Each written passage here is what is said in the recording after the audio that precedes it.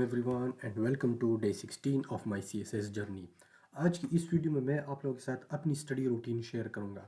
मैं किस तरह पढ़ता हूँ, कितना पढ़ता हूँ, कितने घंटे स्टडी करता हूँ। आज मैं आप लोगों के साथ वो शेयर करूंगा। तो चलिए चलते हैं अपनी स्क्रिप्ट की तरफ।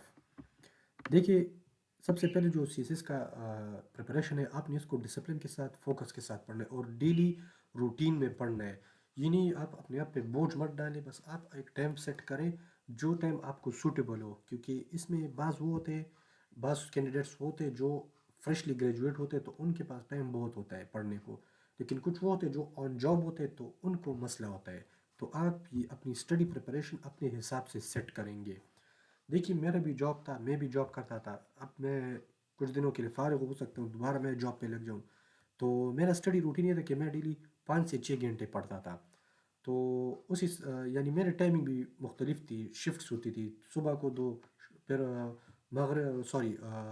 दोपहर को दो घंटे, फिर शाम को 2 3 4 घंटे, इस तरह का मैं। तो उस हिसाब से मैंने अपनी टाइमिंग सेट की थी।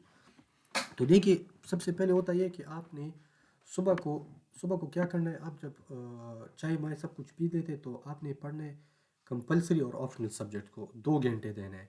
1 घंटे न्यूज़पेपर को देना है, क्योंकि सुबह आपका माइंड फ्रेश होता है तो ये मटेरियल वो अच्छी तरह कैच करते हैं, ये आपके जहन में अच्छी तरह बैठ जाते हैं। फिर ठीक है, कम्प्लेक्स टॉपिक्स को ना ले, सिंपल कम्प्लेक्स को सॉरी ले, लेकिन कम्प्लेक्स से मेरा मतलब वो है कि आप मैथमेटिकल इक्वेशन जो आपको कंफ्यूज कर दे, यानी आपको फिर याद करने में और टॉपिक्स याद करने में दिक्कत होती है, तो आप इसको चूज ट्राई करें कि अवॉइड करें। न्यूज़पेपर सुबह को आप पढ़ें, क्योंकि वो न्यूज़पेपर सुबह पढ़ने की चीज़ है, शाम को फिर वो मज़ा नहीं देते न्यूज़पेपर पढ़ने में। अच्छा, वो आपने फिर क्या करना है, दिन में अगर आपको टाइम मिला दोपहर को या शाम को, 5 वोकेबलरी के 5 वर्ड्स पढ़ने, जो यानी मुश्किल हो, एडवांस लेवल के हो, उसके अपनी मीनिंग्स लिखने सामने उर्दू में, और फिर उसके सामने एंटोनिम्स और सिनोनिम्स लिखने हैं। इस तरह करके आपने इंग्लिश ग्रामर तैयार करी। मैं एटलीस्ट इस तरह करता था।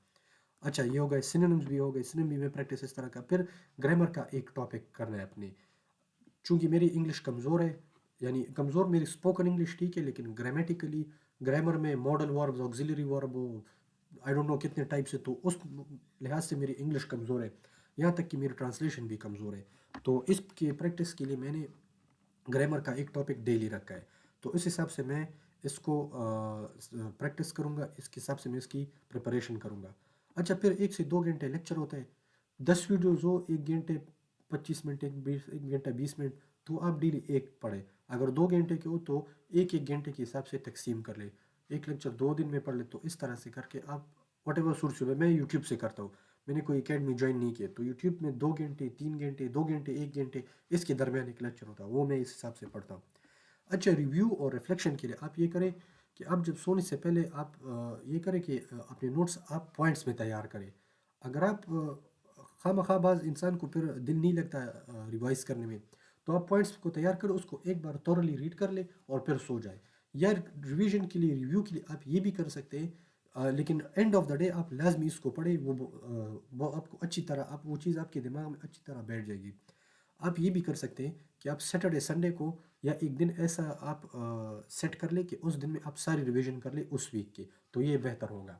अच्छा, एक रिमाइंडर दूंगा आप लोगों को कि वीडियो एंड करने से पहले एक रिमाइंडर है कि आपने कंसिस्टेंट रहना है। अगर आप लॉन्ग आवर्स नहीं पढ़ सकते, 18 20 घंटे, वो पढ़ने भी नहीं चाहिए, क्योंकि वो बहुत मुश्किल काम है, हर किसी का दिल भी नहीं लगता। तो आप कोशिश करें कि 7 घंटे, 8 घंटे, 9 घंटे इस तरह पढ़ें, रेगुलर पढ़ें, फोकस के साथ पढ़ें और थोड़ा ब्रेक दें, क्योंकि आप भी इंसानी मशीन नहीं है, हर काम आसानी से नहीं होता। तो आप रिलैक्स, काम और पीस ऑफ माइंड होके आप CSS की तैयारी कर लें।